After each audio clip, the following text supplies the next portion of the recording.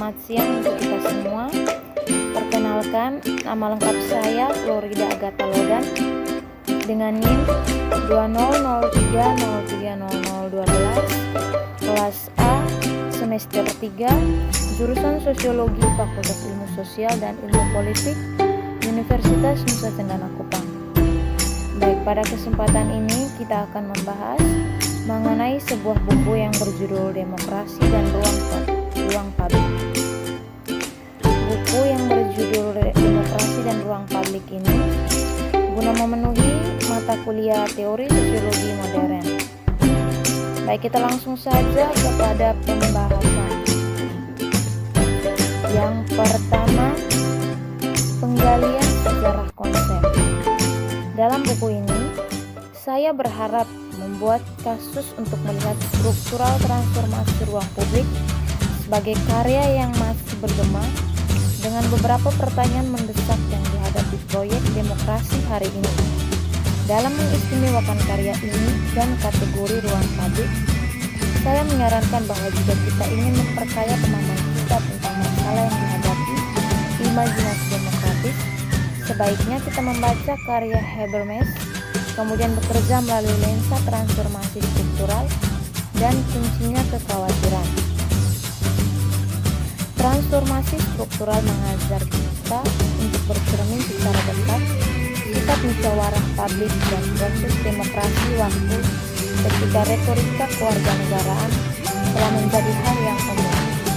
Meskipun tidak secara eksklusif, di negara-negara demokrasi barat dengan latar belakang perkembangan yang mencolok, semakin teknik pemasaran politik yang canggih, perubahan media budaya yang mengimplikasi institusi yang bercita-cita untuk terhubung warga negara dengan yang berkuasa, politik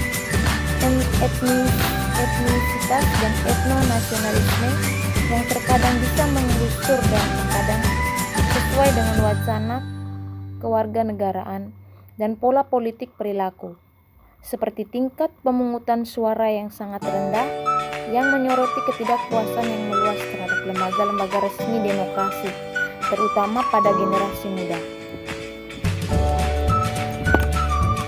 Inti dari transformasi struktural bukanlah untuk memberikan sejarah, untuk memberi makan aspirasi nostalgia kita, dan Habermas sendiri tidak pernah mengidealkan ruang publik abad ke-18 sampai tingkat tertentu yang dituduhkan oleh para pengkritiknya.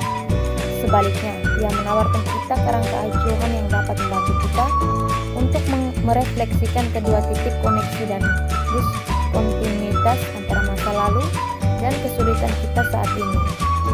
Meskipun sebagai historiografi mungkin tidak selalu berhasil dengan profesional sejarawan, sarjana pemikiran sosial dan politik dapat menemukan lebih banyak di transformasi struktural daripada karya-karya Habermas yang lebih baru untuk mengekspos selip antara ambigu, sejarah kompleks dan cita-cita luhur atau sistem teoritis besar. Kita mulai dengan survei tema utama transformasi struktural. Ruang publik Bourdieu. Di bawah feodalisme, Habermas melaporkan wilayah publik tidak ada sebagai ruang interaksi dan debat, tetapi hanya representasi aristokrasi dan bangsawan memainkan drama simbolik keagungan dan keagungan di hadapan rakyatnya. Berbicara tentang ranah publik adalah hal yang benar menyesatkan sejauh publisitas sebagai atribut status atau performatif mode lebih signifikan daripada lokasi spasial. Hubungan antara publisitas representatif ini dan tontonan yang dimensiasi masa hari ini kehidupan publik tipis. Itu hanya pertunjukan yang dipentaskan sebelum orang, bukan atas nama publik. Faktanya, tidak ada publik sebagai seperti, hanya tampilan publik, sebuah ranah publik yang berbeda dan akibat wajarnya lingkup pribadi yang berbeda. Semuanya tidak ada. Hubungan yang kompleks antara ekonomi dan negara muncul selama fase merkantilis. Di satu sisi, perebutan ekonomi produksi dan perdagangan melihat ruang pribadi yang semakin percaya diri mulai mengikisi kemahakuasaan negara. Seorang borjuis yang baru lahir sedang mengukir kemerdekaannya dan membangun masyarakat sipil berbasis pada perdagangan swasta. Tapi ini di bawah merkantilisme. Tentu saja ekonomi urusan adalah masalah kepentingan publik dan pribadi. Otoritas negara tergantung pada buah dari inisiatif ekonomi swasta dan nasib borjuis tergantung pada kebijakan pajak negara, undang-undang hukum dan militer. Sebab di satu sisi masyarakat kini berhadapan dengan negara dengan jelas memisahkan domain pribadi dari otoritas publik, dan karena sisi lain tangan itu mengubah reproduksi kehidupan menjadi sesuatu yang melampaui batas-batas otoritas domestik swasta dan menjadi zona kepentingan publik.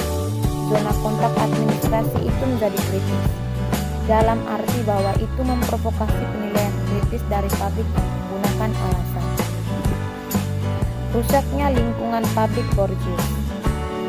Bagi Hegel, masalah hak istimewa dan konflik yang sulit dipecahkan dalam sipil masyarakat menghancurkan universalisme dan keabadian, di mana publik opini bisa mengklaim dalam sistem Kantian.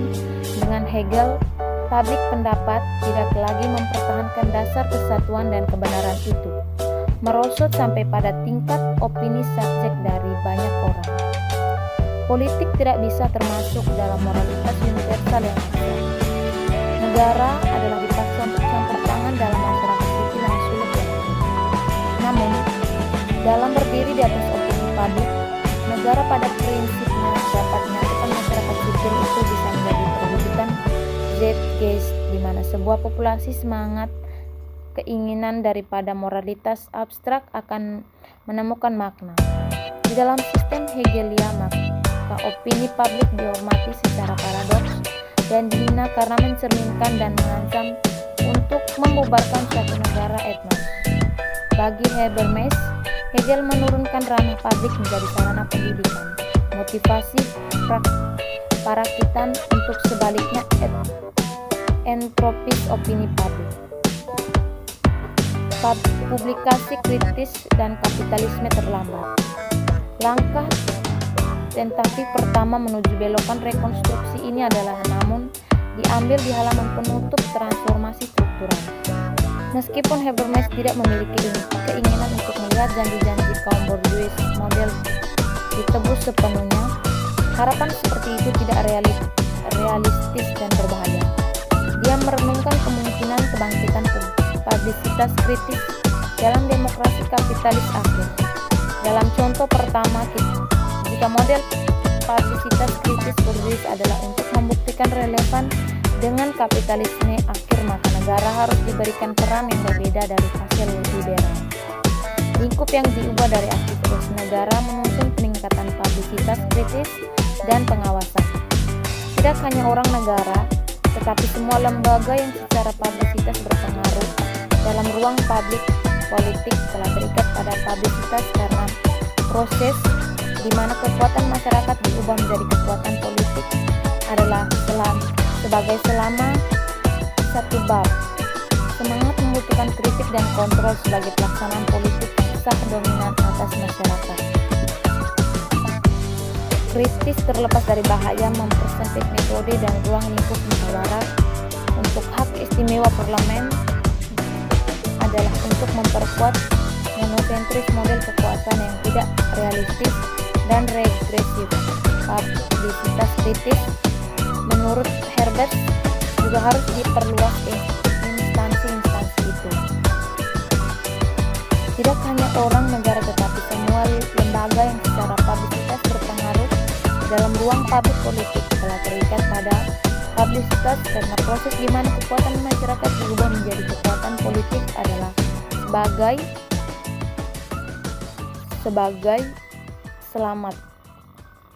sangat membutuhkan kritik dan kontrol sebagai pelaksanaan politik yang sah, dominan di atas masyarakat. Sekian dan terima kasih.